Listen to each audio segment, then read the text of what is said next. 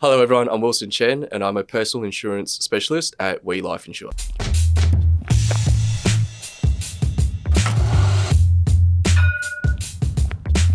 Hi, I'm Owen from Rask Australia. Thanks for tuning in to the Rask Network. Before we get into today's show, there are a few things we have to go over. Firstly, what you're about to hear and see is limited to general information only. It's not personal financial advice like you'd get from a financial planner. Also, it's important to remember that past performance is not indicative of future performance. That means that anything that's happened in the past, or we say today, is not necessarily going to reflect what happens in the future. Lastly, please consider that any of the guests or myself are featuring on this program may have a financial interest in some of the products or shares mentioned. That's enough from me. I hope you enjoyed today's program. Chen, welcome onto the Australian Finance Podcast today. Thank you so much for having me. Really nice to see you again, Kate. Yeah, it's good to be recording in person, and we've got a very exciting topic to talk about today that you've kind of convinced me that we should be thinking a little bit more about. So I'm going to give you the opportunity to convince everyone else. But before we dive into it, can you give me the 30-second explainer on who you are and what you do day to day? So my name is Wilson. I'm a personal insurance specialist. I used to be a financial advisor doing investments, wealth management, and also insurance. And recently I have specialized in only focusing on insurance, which is a really important part of someone's financial plan. It's basically your backup plan in case something happens. Yeah, so I spend my time making sure that people consider what their backup plan's going to be if the unfortunate thing happens, such as getting sick or if an accident happens. You know, a lot of people don't think about it on a day-to-day basis, but it does happen. And so it's just making sure there's resilience in financial plans. You know, if something happens, you can bounce back up and continue on. And if someone's listening right now going, why should I commit to listening for 30 minutes about insurance on my Saturday? Because it's not a topic we really like to talk about. It's not something we want to pay because we don't want to think about having to use it at the end of the day. 100%. Yep. Why should they keep listening right now? Yep. So consider this, you know, for most young people and not even so young people, everything that you do financially is dependent on your income. So your ability to save, your ability to eventually purchase a home if that's something that you want to do, pay your way through life, bring up your family, have enough investments, your ability to retire is all based off your income. And if you've got a family, your family's welfare is also based off of your income. So it's kind of the most important asset that you have in your life in terms of your finances. So making sure that if something was to happen to this asset, that it's protected is really important. You know, when I was doing full-time financial advisory holistically, you know, insurance was always a key part in someone's financial plan. Good financial plans and resilient financial plans always have a backup plan. It's not all about go, go, go. You also need to have a little bit of defense to your offense as well. So it's kind of the yin to the yang to investing. It's just making sure that, and just recognizing that, hey, things happen and you can get unlucky. Just make sure that you're going to be okay and not everything's going to fall apart if that does happen to you. I love thinking about taking healthy risks with my finances, and that's something that helps me invest and take risks with my career. But I often think about also how can I protect that downside? So if something, the worst case does happen, how can I stop that being as bad as it could be and make it a little bit more manageable? And so insurance is a really important thing that we should be talking about. But before we sort of jump into the nitty-gritty and the explainer, can you give us a broad overview of what life insurance, income insurance, and TPD insurance, so what each of them do? Yeah. So these are broadly called personal insurances, and they insure for your ability to do your work and then also your life. And then if you are diagnosed with a serious medical event like a cancer. So broadly, there are two types of disability insurance. And when we say disability, we mean your ability to do your work. So there's cover called income protection, which protects your income if you're unable to do your work because of any sickness or injury. So it could be mental, physical, or an illness that stops you from working, and it's there to protect your income.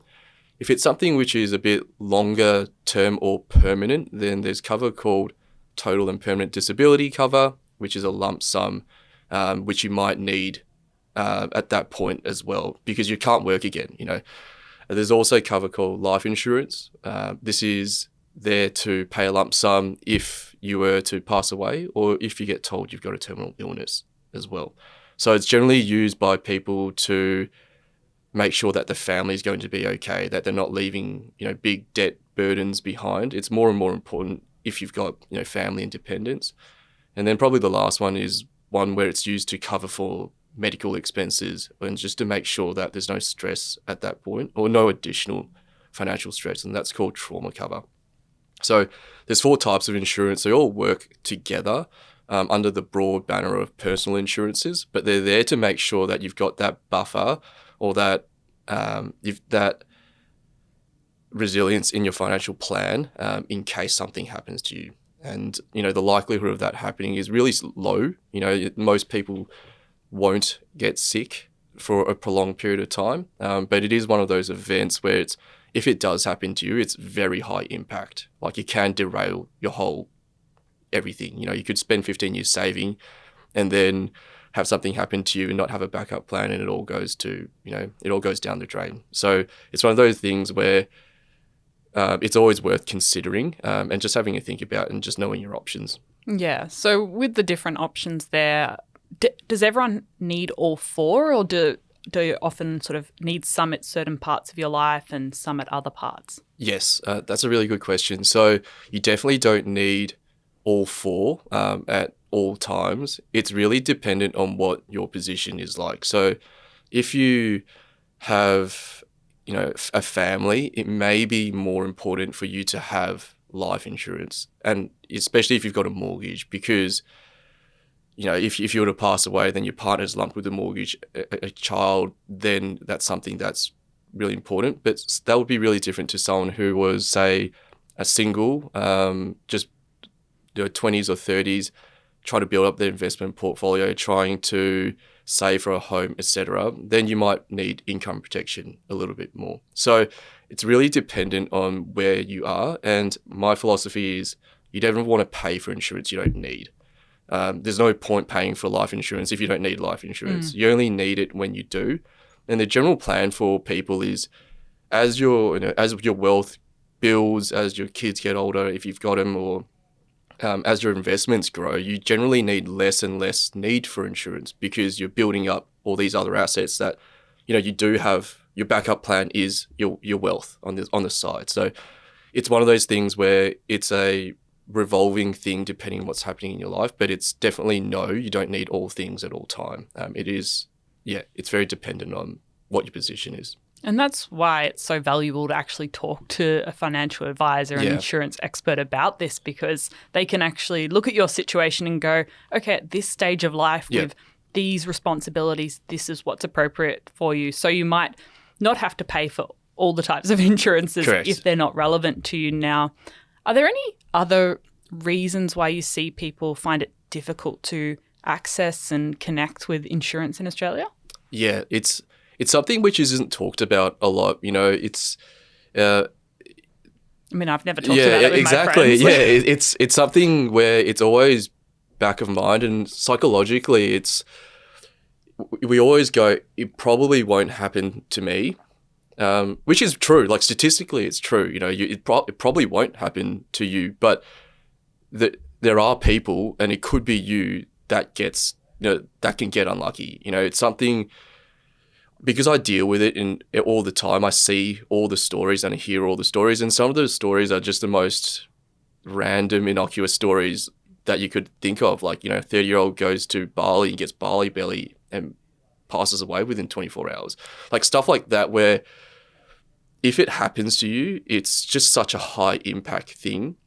And it's more of a, I think there's a bit of responsibility that needs to be taken on all parts, where as a person who's trying to build a good financial plan for yourself, like, it is worthwhile just understanding, hey, what are my options if something were to happen? Even if your plan ends up being I won't be doing. I'm happy to not do anything and wear that risk. At least you've made that decision, right? But in terms of just access, it's probably just not spoken about very much at all in terms of people's personal financial plans. It's something which is it's always back of mind, I think, especially even when I was advising full time. It was always an area of discussion which was after the fun stuff, after the investing, after the wealth building, after all the tax savings, etc. It's like, oh, okay, all that's done. Now let's think about how do you protect this position. So yeah, but I guess it's just an awareness piece, and like there's nothing wrong with that. There's really good resources out there as well. Money Smart, the government website, has it. And you're kind of seeing more and more of it. You see TAL, which is a life insurer at the footy now, and weird stuff like that. So like when I see that, it actually kind of makes me like, oh, like people do think about this, which is good. Yeah, I found looking at the Money Smart website really interesting in preparation for this episode, because they had a tool in there that you could see how many claims had been approved for different types of insurances and which provider had approved the most claims and the wait time as well, which was really interesting. Yeah, absolutely. It's really surprising. I mean, I think a lot of people have this preconception that insurers can be really hard to deal with at claim time. And I've dealt with many claims throughout my life, throughout my career, and it's just not the case. Statistically, more than 98% of life insurance claims get paid out. More than 95% of income protection plans get paid out, even if you go through just the default insurance that you have in your super, or if you go through an advisor. The claims statistics in terms of acceptance rates are really high. And just anecdotally, when helping clients with claims, insurance companies are like, the people working there, they're genuinely nice people. They're not there thinking of ways to really knock people back. It's more of a understanding what your entitlements are, and then understanding what product you've bought, and then making sure that it all fits and it's right for you. So it's more of something where I've actually had really positive experiences with insurance companies, which is kind of weird to say and probably weird for listeners to hear. But yeah, for long-term income protection claims, insurers will offer you services like an occupational therapist or a psychologist or an exercise physio, which you otherwise wouldn't have sought yourself because of cost, or you just wouldn't have thought so. But they've got a genuine interest to make sure that you get better, truly, so that you can return to work and you can live, your best life and earn a full income. But yeah, it's generally a pretty good experience is what I've felt. I found that quite interesting when you told me about the income protection, such a high percentage sort of claim approval rate, because I feel like the general consensus is that insurers are hard to deal with and they don't want to pay you, and they're going to find every piece of evidence in the book to stop paying you. Yeah, it's really not in their own interests to be like that, because if you do that, then the person who's sick or injured is going to be more stressed, and then they will not get better and they will be on claim for longer. So there's a genuine interest by the insurers to make sure that people are supported to get better. They're contractually obliged to pay. So there's no, it's very clear. If you can't work because of sickness or injury and the doctor says, hey, you shouldn't be working, you're eligible for claim. There's no two ways about it. There is also value in making sure that you are represented, I guess. So that's where, having an advisor or an insurance specialist can be handy as well. Not in terms of trying to make sure the insurer does anything sinister. It's more of what your position is and how to represent it, and what you're entitled to, instead of being, instead of not knowing, I guess, because the contracts are long. It is all about interpretation of definitions. What is disability? It's your ability to do your job. So it's those types of things where it can be confronting, I guess, and there can be barriers, but genuinely they are the contracts are there to protect both parties. And yeah, like, you know, with one of Australia's largest insurers, they had 45,000 customers that they paid out claims for in last financial year, and over $3.5 billion of claims. So that's a lot of families. I've dealt with pretty much every single insurer, and they generally, all of them are really good. The claims handlers are generally normal people that are empathetic towards people's positions. The risks are if you're purchasing a product that you think you're insured for something and then you're not. So it's just an education piece, I think, just to make sure that you fully understand what you're getting. And if you do, then there shouldn't really be any problems. Or we haven't dealt with too many problems from that front at all. When might someone get pushed back? Like, have you seen examples in the industry where Yep. someone thought they were covered and it turned out they weren't? Yes. So there are situations where, you know, cancer, let's use cancer as an example. It's defined as something, right? There's a medical definition for cancer. So if someone's cancer doesn't meet those medical conditions, that's when there could be problems. But we've found that in the past that, like, we've had moral claims paid where cancer definition didn't meet what was in the product disclosure statement, but because the client had to go through treatment, that's what the policy is there for. We made the argument that, hey, morally it should be paid, and they're paid. So it's one of those things where it's definitely not there to catch people out, and these definitions are updated and they're regulated, but there are holes in them, as in there are always situations where precedent needs to be set.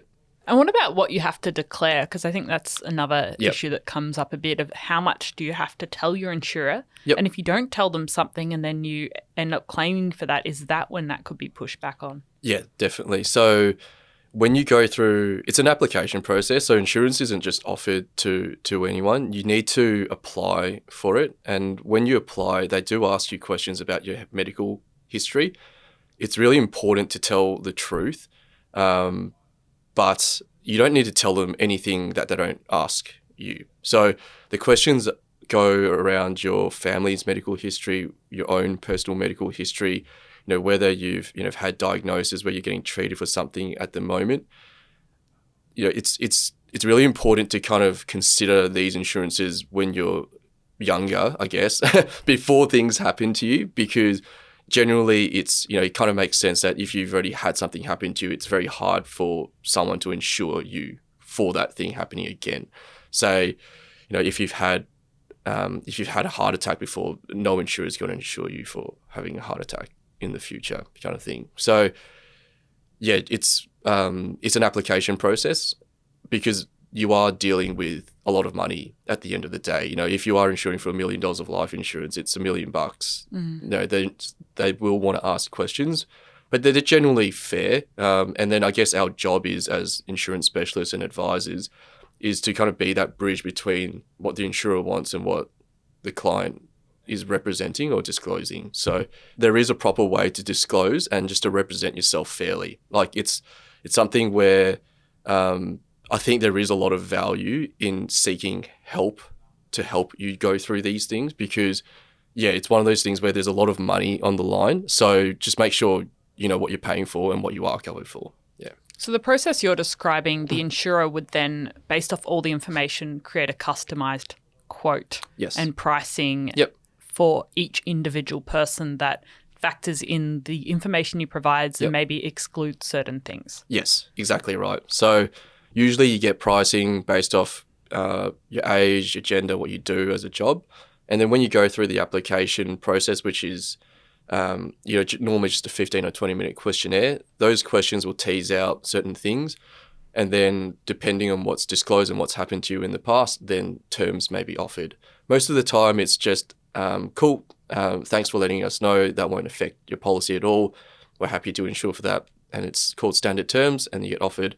Or if it's something where, hey, you've hurt your back in the last year, we will take a 3 or 4 year period before we'll cover your back again. So you might have an exclusion for that period of time, and then you get it reviewed and have it removed later, if that's still the case. Yeah. So it's a review process. You kind of have to keep on top of it on a annual or biannual basis, I guess. And yeah. Okay. So it's probably at this point that we should differentiate between the insurance we've just discussed and also getting default insurance inside of superannuation. So many people listening may actually have insurance already through their superannuation fund and they didn't necessarily have to go through any of this process. It just was there. Correct. So the regulators and the people who make policy for Australians understand that most Australians need some level of this cover, even though they don't know what it is, kind of thing. So a lot of the time, most people will have default levels of life insurance. They'll have default levels of total and permanent disability insurance and income protection through their super funds. It's just a default level, and it's not there, and it's not customized to your needs and what you are doing in life. For example, you might have life insurance like when you don't need life insurance. You might have a really small amount of income protection when you've got a really big mortgage. So it's making sure that what you're paying for is relevant to what your position is. But yes, you do. Most people definitely do have some level of cover there. So just make sure that you're paying for, like, you're getting value for what you're paying for, and it's actually relevant to what your position is. Because, yeah, when you might need it most is a time where it could be, you don't ever want to go into a situation where you go, oh, I should have thought of that, or yeah.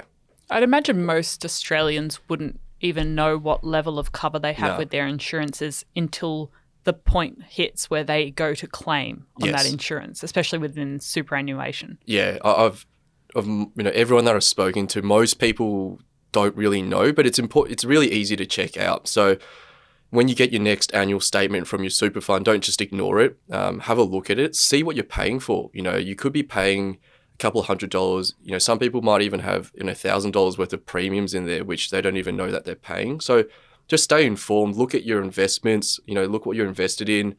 Look who your beneficiary is. Look what type of insurance is in there, and just make sure it's all ticked off, because it's all part of your financial plan. So, and it doesn't take much to set it up and get it right. And it's always easier to get it right before something happens than trying to do it after the fact. Yeah. Do you find most people, once you do look at the default level of cover they have in their superannuation fund, that maybe they do need to adjust it a little bit to be suitable for them? Yeah, pretty much 100% of people. Yeah. Every time, like if you look at it, you go, oh, what do I need this for? It's really something where, because it's just a default level, which is you might be in a high risk job or something. Correct, like that. Which is just given out to everyone.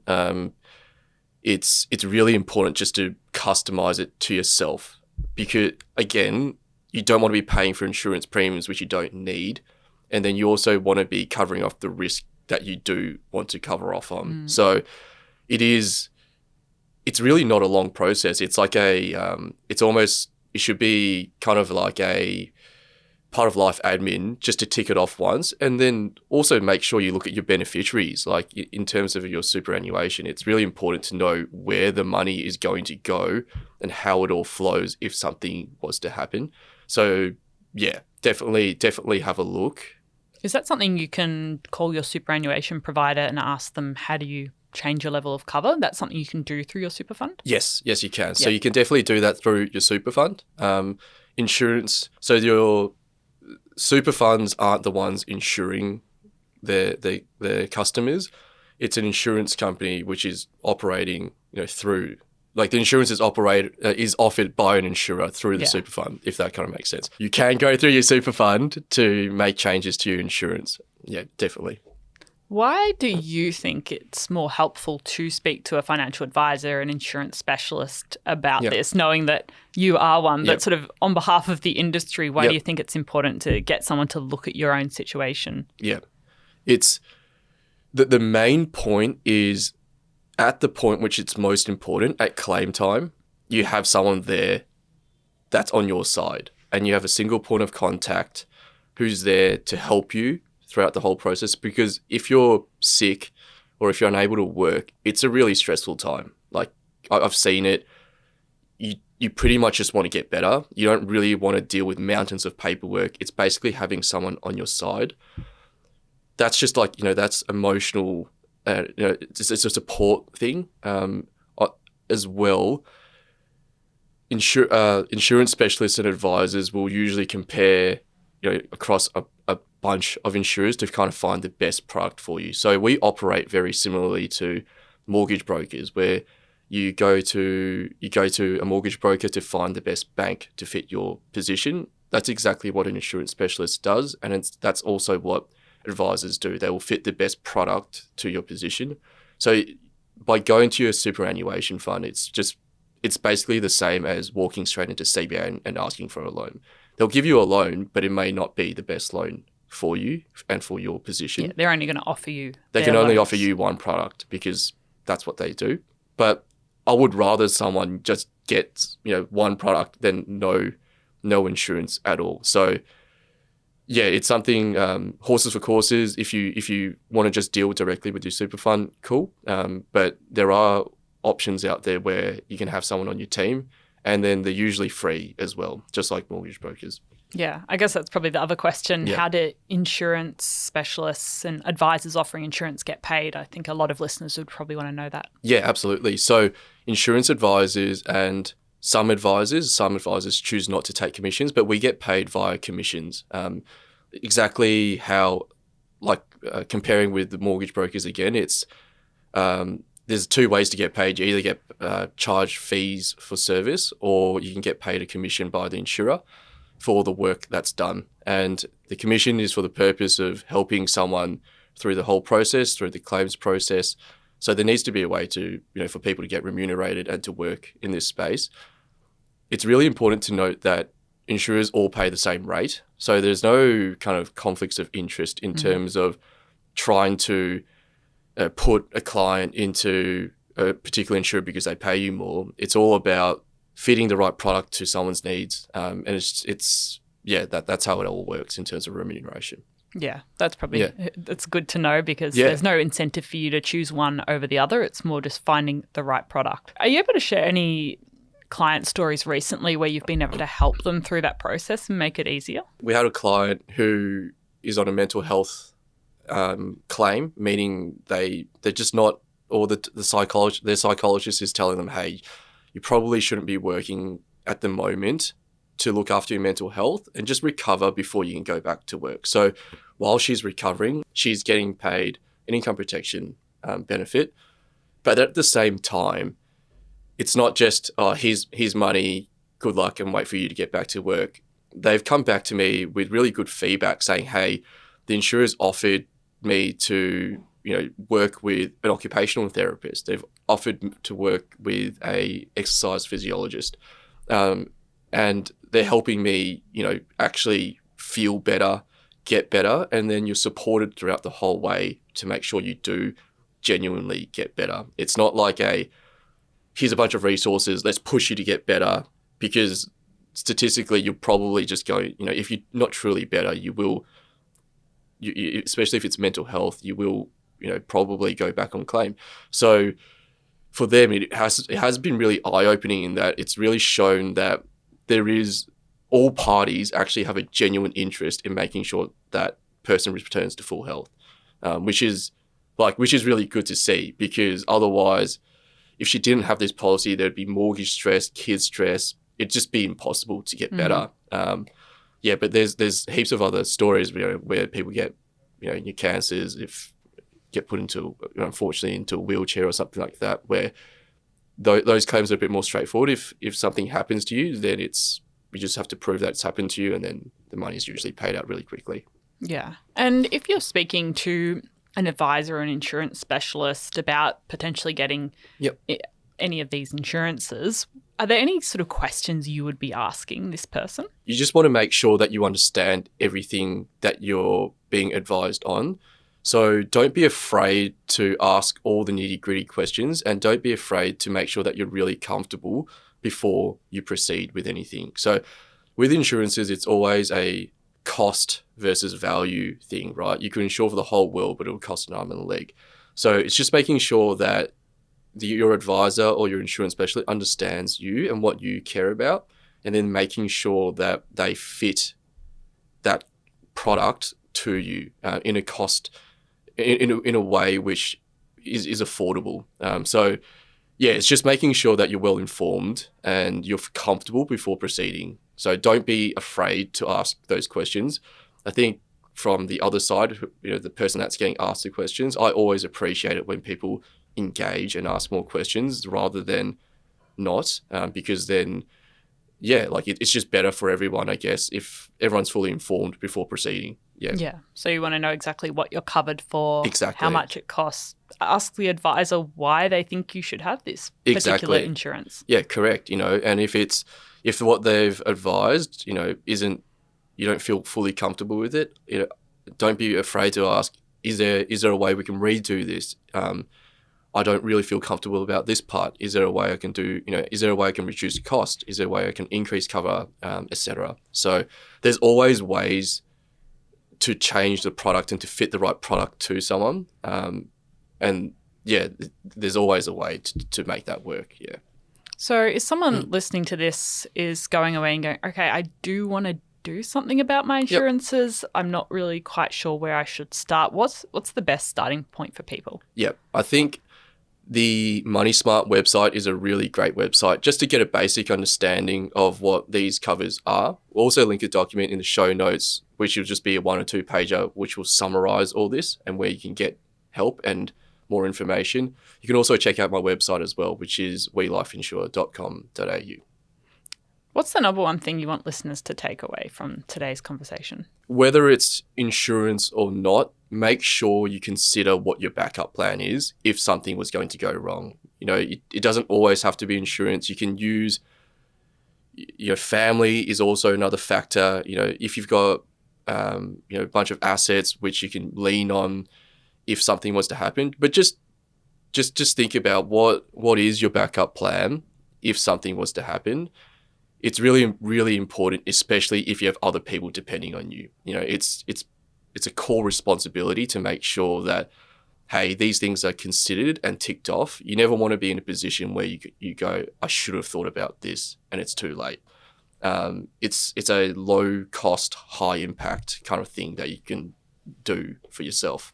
And it's a really, really important part of everyone's plan as well. Yeah, and we all want to have our financial house in order. We love thinking about investing for the future, but we also need to think about how we can protect ourselves and our family if the worst situation does happen or we're out of work for a period of time, so we can protect our income source and keep paying for all of those day-to-day expenses since life's pretty expensive at the moment. Well, Wilson, thank you for giving us an overview of everything in today's conversation. We'll link resources to everything in the show notes so everyone can have a deeper dive into that. And I think we also have a free course that touches on insurance on Rask Education, so I'll link that in as well. Awesome. Thank you very much for coming on the show today. Really appreciate it. Thanks, Kate.